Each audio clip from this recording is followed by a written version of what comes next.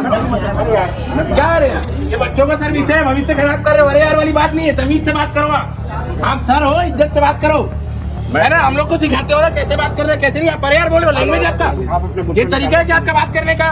इनको ये नहीं पता है कि क्या स्किल डेवलपमेंट जो एनईपी में विशेष तौर पे ऐड किया गया है कि कॉमर्स का बच्चा एक साइंस का सब्जेक्ट भी ले सकता है, साइंस का बच्चा एक आर्ट्स का सब्जेक्ट ले सकता है। इनके शिक्षकों को ये नहीं मालूम। अभी तक क्या कर रहे हैं? आप क्या कर रहे थे सर? अभी आप क्या कर रहे हैं? अच्छा भाई, हमारे साथ गलत हो गया ना। जो बच्चा कुछ नहीं किया उसको फोकट का नंबर मिल जाएगा, जो किया है उसको कुछ नहीं मिलेगा। इन लोग सिर्फ गहरी निंद्रा में सोए हुए हैं। इनको सिर्फ अपने कमरे में बैठना है, फोकट की रोटी तोड़नी है, सरकार से पेमेंट लेनी है। पर मैं बता रहा हूँ, हो गया जितना अति करना था। मतलब मेरा कहना है, एक चोर भी इतना नहीं डरता होगा चोरी करने के बाद जितना ये डरते हैं। ताला लगा दी बात करने। जब पेपर दे रहे थे उस टाइम जैसी क्वेश्चन पेपर हाथ में, मतलब कुछ दिमाग एकदम आउट ऑफ कंट्रोल, कुछ समझ ही नहीं आया। यूनिट 1 में ऐसे था, ऐसे हमारे सिलेबस में है ही नहीं, वो आउट सिलेबस हो गया है। ऊपर से बोल रहे हैं कि इसको लिखो, उसको लिखने से अच्छे मार्क्स गेन होंगे। तो जब हम पढ़े ही कुछ और हैं, इकोलॉजी पढ़े हैं, टेलीविजन पढ़े, तो हम कैसे लिख पाएंगे? शिक्षक जो लोग पेपर सेट कर रहे हैं वही भूल जाएं कि पेपर किस पैटर्न से बनाना है। ये सचमुच में बहुत ही बड़ी लापरवाही है, बहुत ही बड़ी शर्मनाक है। कई प्राइवेट महाविद्यालय हैं जो इस विश्वविद्यालय के अंदर आते हैं, जो कि हजारों रुपए ले रहे हैं। जैसे सरकारी कॉलेज 2000 में पढ़ा रहे हो, 25,000 रुपए ले रहे हैं। दिविजा इंटीरियो भिलाई का ट्रस्टेड इंटीरियर डिजाइनिंग और मैन्युफैक्चरिंग स्टूडियो, जहां हर डिजाइन सिर्फ बनाया नहीं जाता बल्कि महसूस किया जाता है, और इसी सोच को हकीकत में बदल रहा है दिविजा इंटीरियो। जैसा कि आप सबको पता होगा कि देश में एनईपी 2020 लागू हुई है छत्तीसगढ़ में इसी साल, और उसी के तहत नए पैटर्न पर इस साल हेमचंद यादव यूनिवर्सिटी दुर्ग की तरफ से भी पेपर होने थे।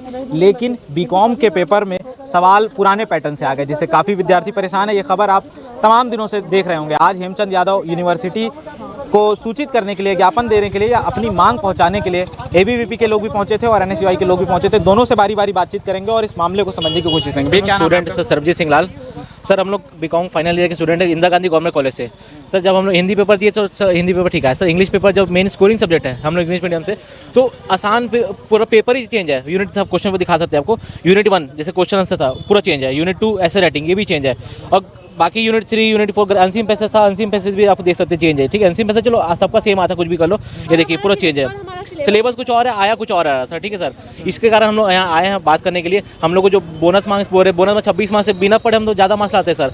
ये इंग्लिश का स्कोरिंग है, इसमें अगर इसमें कम बोनस मार्क्स 26 मार्क्स मिल रहे हैं तो आगे कैसे होगा सर? ठीक है, 60% बनेगा हम लोग मान के चलो। इसमें अगर इसमें 60 से 70 आता तो अच्छा सा पूरा टोटल मार्क्स आता है। अब बाकी यूनिवर्सिटी में सब सही आया है, जो पेपर था वो पेपर आ रहा है, उन लोगों का मार्क्स ज़्यादा आएगा, हम लोगों का कम आ जाएगा सर। इसके कारण हम लोग बात करना है, जो बात है हम लोग को सही से मार्क्स मिले और कुछ गलत नहीं सर। क्या आश्वासन मिला? कुछ बातचीत हुई है सर? कुछ बात हुई है, सब बोले बाहर से आएंगे, अभी बात होगी, शाम को बात होगी, शाम को क्लियर को जो होगा मेन बोर्ड कर लेंगे। जिसका टेस्ट अच्छा है उसको टेस्ट के हिसाब से मिलेगा, जिसका ग्रामर अच्छा है उसका, और जिसका दोनों अच्छा है भाई हमारे साथ गलत हो गया ना। जो बच्चा कुछ नहीं किया उसको फोकट का नंबर मिल जाएगा, जो किया उसको कुछ नहीं मिलेगा। हमारा सिलेबस ये था। यूनिट 1 हमारा पूरा चेंज, यूनिट ऐसे आया, हम ऐसे किए भाई। इंग्लिश मीडियम वाले बच्चे किए, जो हिंदी मीडियम वाले वो क्या करेंगे, जो कुछ नहीं करके आए सर। उनका कहना है कि जिनका टेस्ट अच्छा है उनको टेस्ट के बेस पे मार्क्स मिलेगा, जिनका ग्रामर अच्छा है। ये तो गलत है। जब ये पेपर हो रहा था, आप लोगों ने जब बदले हुए पैटर्न पे पेपर देखा, आप लोगों ने तैयारी किसी और पैटर्न के हिसाब से की होगी, कोई और सिलेबस के हिसाब से की होगी,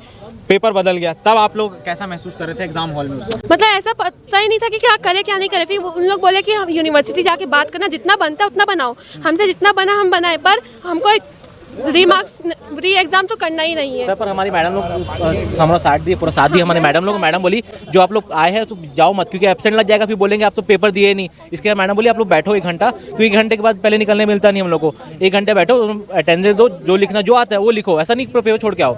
मैडम ऐसे बोली, और जो बात है हम लोग बात करेंगे, आप यूनिवर्सिटी जाओ बात करके आइए सारा बात। आप लोग क्या चाहते हैं, क्या होना चाहिए? क्योंकि अभी बोनस पॉइंट मिलना चाहिए, बोनस पॉइंट मिलना चाहिए। अच्छा रीटेस्ट नहीं, हम लोग जितना एग्जाम गलत पेपर में बनाए उसको प्लस उसका ऐड होना चाहिए बोनस पॉइंट में। हम लोग मतलब 25 मार्क्स कम आया तो हमको बोनस पॉइंट और मिलना चाहिए।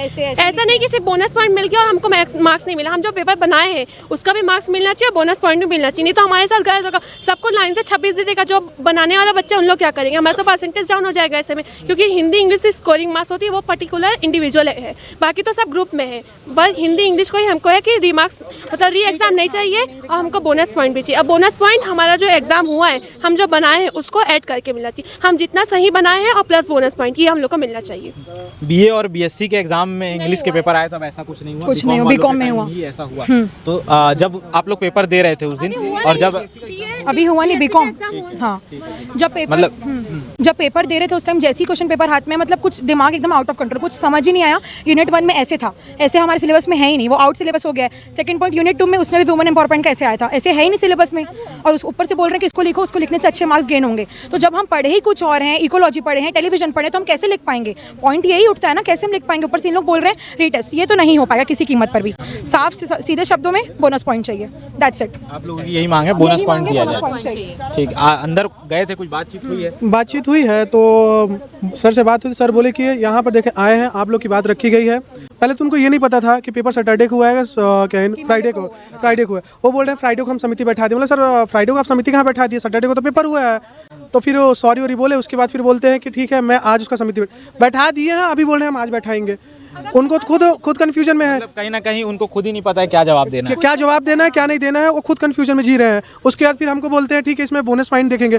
अरे बोनस पॉइंट में आप ये बताइए किस तरीके से बोनस पॉइंट देंगे? आप पासिंग मार्क्स देंगे या जितना बच्चा पढ़ा हुआ है, जितना लिखा हुआ, उसके लिखने के उपरांत आप अलग से कुछ बोनस पॉइंट मिक्स करेंगे, आप प्लस करेंगे, जो भी है। अगर ये नहीं करते हैं अलग से तो क्या होगा कि देखिए अगर वो अपने तरफ से दे दिए कि हाँ भाई हम सबको 26 मार्क्स देंगे, सबको पास करेंगे, तो इसमें तो जो स्कोरिंग कर रहा है, जो स्कोर करना चाह रहा है, अच्छा मार्क्स मेरा परसेंटेज बने, उनका लॉस हो जाएगा। मेरा तो यही है कि जो जितना बनाया है, बनाने के उपरांत जितना आ रहा है, जितना पासिंग मार्क्स उनको देना है वो दीजिए, और जितना बनाया उस पर अलग मार्क्स दीजिए। इतनी बड़ी गलती है तो उसके लिए तो ऑब्वियसली पॉइंट है कि बोनस पॉइंट मिलना चाहिए। ये छोटी मोटी गलती नहीं कि सिलेबस पूरा पैटर्न चेंज हुआ है।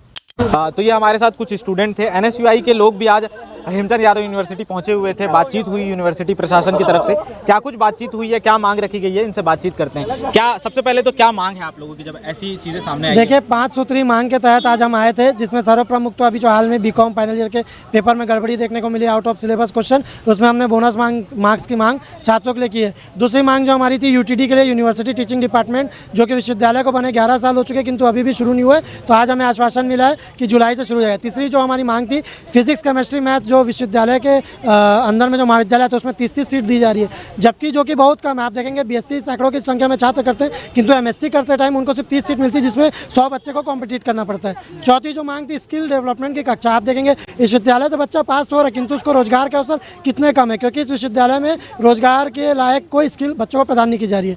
पाँचवीं जो सबसे बड़ी हमारी मांग थी, जिसको हम आगे भी अभी लेकर लड़ाई लड़ेंगे, विश्वविद्यालय के द्वारा फीस तय किया जाए जिसके अकॉर्डिंग महाविद्यालय बच्चों से फीस ले। आप देखें कई प्राइवेट महाविद्यालय हैं जो इस विश्वविद्यालय के अंदर आते हैं, जो कि हज़ारों रुपए ले रहे हैं। जैसे सरकारी कॉलेज 2000 में पढ़ा रहे हो, 25,000 रुपये ले रहे हैं, अपने अपने अकॉर्डिंग, सुविधाओं के अकॉर्डिंग, जिससे बच्चों को बहुत ज़्यादा पैसों में हानि हो रही है, उन पर आर्थिक दबाव पड़ रहा है। इसी 5 सूत्री मांग को लेकर आज एनएसयूआई संयुक्त रूप से पूरा दुर्ग जिला हेमचंद यादव विश्वविद्यालय आया था, और हमको 24 घंटे में आश्वासन मिला है कि इन लोग बोनस मार्क्स कर रहे हैं नहीं दे रहे बता देंगे, और नहीं देंगे तो एनएसयूआई आगे लड़ाई लड़ेगी। बाकी जो मांगे थी उसके लिए भी उन्होंने 1 महीने का समय मांगा है। जब यूनिवर्सिटी प्रशासन की तरफ से अधिकारी आए हुए थे बातचीत के लिए तो काफ़ी बहस हो रही थी कि ताला लगा दिए थे इन लोग एक सरकारी संस्थान में ताला लगा दिए थे कि हम बात नहीं कर पाएंगे। ये लोग इतना घबराए हुए, इतना डरे रहते हैं।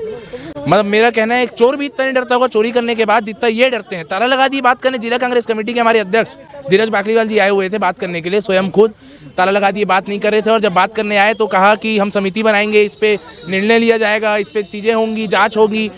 कब होंगी? एक छात्र भैया जब एग्जाम देने जाता है ना तो वो अकेला एग्जाम नहीं देता, उसका पूरा परिवार एग्जाम देता है। सुबह माँ उठती है, माँ खाना बनाती है कि मेरा बच्चा अच्छे से रिवीजन करे, नाश्ता खाए और पेपर देने जाए। और इतनी कड़ी धूप में ये बैठते हैं एसी के कमरों में, इनको गर्मी नहीं लगती। लेकिन जब बच्चा गर्मी में पेपर देता है उसको लू लगती है, उसको चक्कर आता है, फिर भी वो चाहता है कि मेरा एक भी प्रश्न ना छूटे। और ये तो प्रश्न ही बाहर के डाल देते हैं, और जो भी क्वेश्चन पेपर बनाते हैं उनके ऊपर ये कार्रवाई नहीं करते। इस बार अगर ये गलती ये वापस दोहराएंगे तो एनएसयूआई शांत नहीं बैठेगी, बिल्कुल शांत नहीं बैठेगी। यही हेमचंद यूनिवर्सिटी है, यही आप पत्रकार है, यही मैं हूँ, यहीं घिराव होगा, यहीं पे फैसला किया जाएगा इन यूनिवर्सिटी का। एनईपी छत्तीसगढ़ में लागू हो चुकी है इस साल, और देश में पहले से लागू हो चुकी है। यूनिवर्सिटी जब भूल जा रही है, पेपर दूसरे पुराने पैटर्न से बना दे रही है, तो छात्र क्या याद रखेंगे? देखिए बहुत बड़ी लापरवाही, क्या कहना चाहेंगे? देखिए ये यूनिवर्सिटी की बहुत बड़ी गलती है, और इसको लगातार एनएसयूआई उठाती रही है। तो छात्र के साथ हमेशा एनएसयूआई खड़ी है। अगर छात्रों को कोई दिक्कत आएगी तो एनएसयूआई बिल्कुल इस पर आवाज़ उठाएगी। ऐसा कोई पहले भी कोई मामला सामने आया है क्या? देखिए एनईपी जब हुई है तो उसके विशेषज्ञ भी तैयार किए जाते हैं, पर इस विश्वविद्यालय को खुद नहीं पता क्या करना था। मैं आपको बताना चाहता हूँ, ये सिर्फ पीटीआरएससी को फॉलो करते हैं। ये पीटीआरएस से कट के बने 118 कॉलेज हेमचंद यादव को मिले, तो ये वहाँ से जो उन लोग करते हैं उनको कॉपी। इनके पास एनईपी को लेकर एक विशेषज्ञ नहीं, इनके यहाँ के शिक्षकों को ये नहीं पता कि पढ़ाना क्या है, इनको ये नहीं पता कि क्या स्किल डेवलपमेंट जो एनईपी में विशेष तौर पर ऐड किया गया है कि कॉमर्स का बच्चा एक साइंस का सब्जेक्ट भी ले सकता है, साइंस का बच्चा एक आर्ट्स का सब्जेक्ट ले सकता है। इनके शिक्षकों को ये नहीं मालूम है, ये कुलपति महोदय को नहीं मालूम है। इनसे मैं पूछ रहा हूँ तो आपने पुराने कुलपति से क्यों नहीं पूछा? आप पुराने कुलपति सिर्फ ये अपना पल्ला झाड़ रहे हैं। आप इनसे पूछेंगे ना कि एनईपी में क्या क्या डिटेलिंग है, तीसरे साल में बच्चों को क्या क्या सर्टिफिकेट मिलना चाहिए, मैं गारंटी दे रहा हूँ इनको ये नहीं मालूम होगा। इनके आज भी कॉलेज में सिर्फ सेमिनार्स लग रहे हैं, संगोष्ठी का आयोजन हो रहा है, किंतु उसका आउटपुट बच्चों को एक पैसे का नहीं मिल रहा है। इनके यहाँ के प्राचार्य भी नालायक है जितने विश्वविद्यालय के, और यहाँ के अधिकारी पूरे नालायक है। आप बताइए, सेमेस्टर के पेपर दिसंबर में होते हैं और सेकेंड सेमेस्टर का पेपर होता है जुलाई में। फर्स्ट सेमेस्टर जो दिसंबर में पेपर हुआ आज 1 अप्रैल होने को आ रहा है, 30 मार्च हो चुका है, आज के डेट तक लोग रिजल्ट जारी नहीं किए। और ये मैं नहीं बोल रहा हूँ, आप मीडिया वाले आप बिल्कुल जाके पूछिए, पीजीडीसी, एमएससी, एमए, बीबीए, कई टोके लोग आज तक रिजल्ट नहीं दे पाए। आप बताइए, रिजल्ट देने में 4 महीने लगता है, और जब अभी आप 4 महीने में रिजल्ट देंगे, 1 महीने बाद बच्चा सेकंड सेमेस्टर का, 4th सेमेस्टर का पेपर देगा। इन लोग सिर्फ गहरी निंद्रा में सोए हुए हैं, इनको सिर्फ अपने कमरे में बैठना है, फुकट की रोटी तोड़नी है, सरकार से पेमेंट लेनी। पर मैं बता रहा हूँ, हो गया जितना अति करना था।